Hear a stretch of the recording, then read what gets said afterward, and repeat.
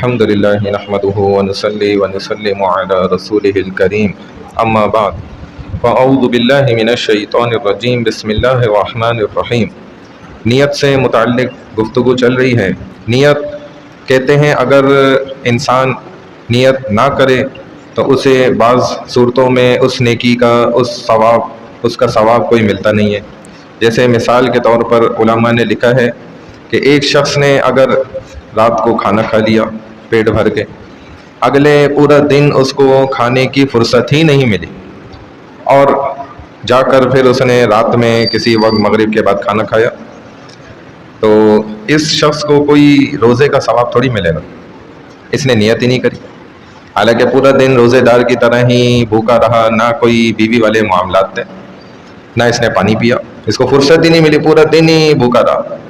بھلے بعد میں اس نے ایسا سوچا بھی کہ کاش میں روزے کی نیت ہی کر لیتا،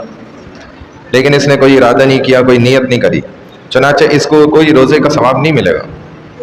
اسی طریقے سے علماء نے لکھا ہے ایک شخص ہے جو رات میں سوتے ہوئے اپنا لباس تبدیل کر لیتا ہے، لباس بدل کے وہ پھر سوتا ہے، اور یہ اس کی ایک عام روٹین ہے، روزانہ کا یہ عمل ہے، اسی طرح وہ کرتا ہے، ہر رات کو سونے سے پہلے کپڑے تبدیل کر لیتا ہے۔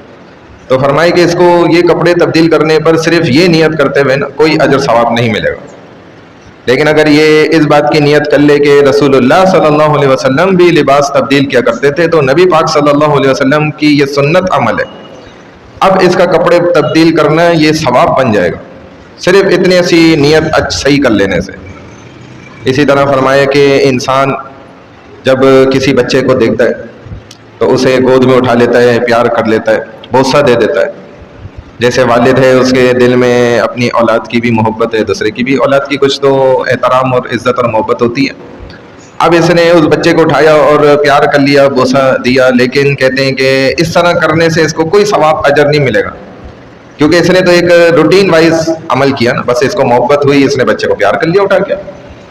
لیکن فرمایا کہ جو حدیث میں آتا ہے، رسول اللہ صلی اللہ علیہ وسلم فرماتے ہیں کہ ایک انسان جو اپنے اولاد کو بوسہ دیتا ہے، اسے پیار کرتا ہے، گلے لگاتا ہے، اور اس کا بوسہ دینا ایسا ہے جیسے بچے کے بدن میں جو مہک ہے یہ جنت کی خوشبو بن جاتی ہے۔ اگر یہ سوچتے ہوئے یہ بوسہ دیتا ہے، اسے پیار کرتا ہے، تو اس پر نیکی اور اجر ثواب حاصل ہوگا، تو صرف نیت کے ٹھیک کرنے سے۔ اسی لیے علماء نے یہ بات لکھی ہے، بڑی حیرت انگیز بات ہے، فرماتے ہیں کہ جس قدر اس امت کا نقصان بغیر نیت کے ہوا ہے، اس قدر تو بد نیت سے بھی نہیں ہوا۔ یعنی کہ ہم کہتے ہیں نا یار آپ کی نیت خراب تھی، بد نیتی، جتنا اس امت کا نقصان بد نیتی کی وجہ سے نہیں ہوا نا، اتنا اس سے بڑا کئی گنا زیادہ نقصان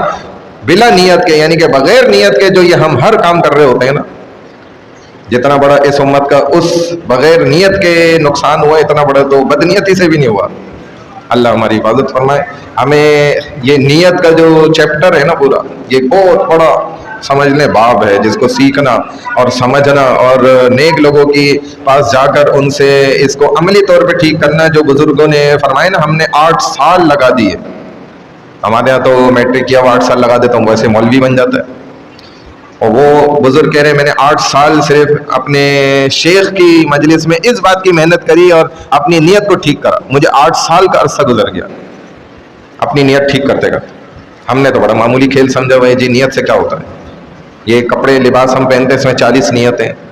مسجد آپ آتے ہیں اس کے اندر کئی 100 کی تعداد میں نیتیں موجود ہیں،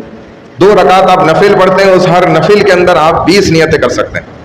لیکن کس کو معلوم ہے کون سیکھنا چاہتا ہے، کون آگے بڑھنا چاہتا ہے۔ اللہ عمل کی توفیق عطا۔ سبحان اللہ و بحمدہ، سبحانک اللہم و بحمدک، نشہد ان لا الہ الا انت، نستغفرک و نتوب الیک، برحمتک یا ارحم الراحمین۔